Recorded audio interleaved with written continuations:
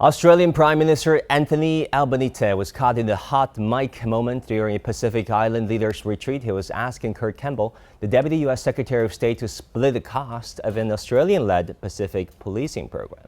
A journalist from New Zealand had recorded a conversation with US Deputy Secretary of State Campbell, posting it to social media. You can go as Harvey's on the cost if you like.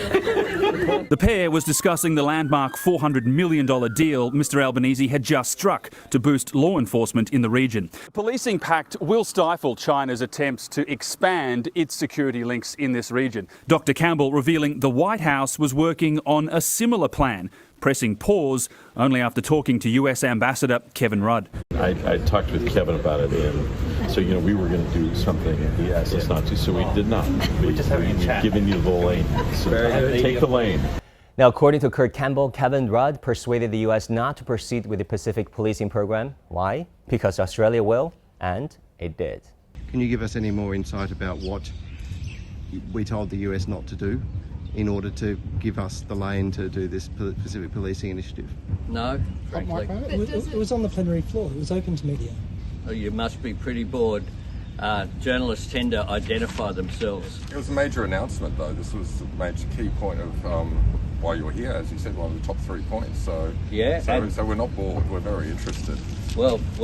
Come on, PM Albanese. It is a legit question to ask, no? Does Australia want the U.S. to split the cost? I mean, what is the U.S. role behind all this? Will Washington lead from behind? Will it provide strategic guidance or weapons or maybe warships? I mean, after all, the U.S. asserts itself as the security czar of the Pacific, right? Even if Washington cannot go halves, at least it can guide Campbell on one thing, and one thing it does best, that is to frame China as the bad guy and take it down by all means. But my question is, when can Australia, to borrow a term coined by some serious Australian scholars themselves, come out of its kangaroo's shadow to stop following lockstep with Washington on every security decision while ignoring its own strategic autonomy? Yes, Australian soldiers fought and died together with the Americans in virtually every war since World War II, including the Vietnam, which, by the way, was a fiasco, in Iraq, where weapons of mass destruction was never found, as you know, and Afghanistan, another hot mess, right? Just look at the Kabul airport incident. And yes, to bring the Aussies closer to its orbit of containing China, the U.S. appeals to the Anglo-Saxon heritage, the Western values, the rules of the road, so-called, ignoring the fact that China has been the most progressive country in the past 40 years on poverty alleviation, on infrastructure, on education, and on manufacturing. And we're not even talking about the fact that China is Australia's largest trading partner, has been for the past 15 years. Every 1 in 4 items the Aussies produce goes to China. 80% of Australian iron ore ended up in the Chinese market. And let's not forget, 1.4 million Chinese study, live, or work in Australia. It is what it is. People try and read something into it. You must be pretty bored. Well, you know who is really bored? Probably the reporter who leaked the photos of a suspected draft China-Solomon security deal not so long ago. I mean, even then, Prime Minister of the Solomon Islands said the photos came from quote-unquote agents of foreign regimes in the Solomon Island government who wanted to sabotage the deal. Some lunatics and agents of foreign regimes in the government system have no regard for secrecy.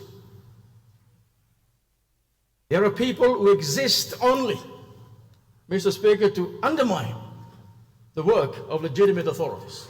So maybe our Australian and New Zealand journalist friends could have digged deeper back then into that very story, right? Who's the Western agent working inside the Solomon government?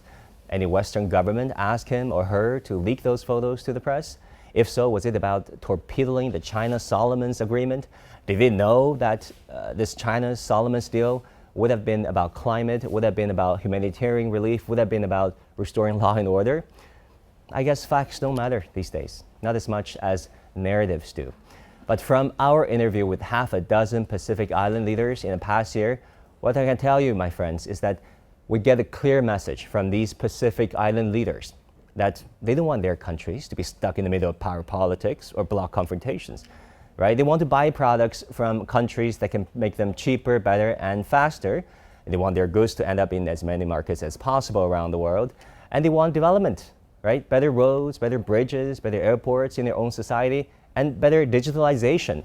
And if one can get sea levels and climate-induced disasters in check for their kids and their grandkids in the Pacific, they couldn't care less if that country is from the east or the west, the north or the south.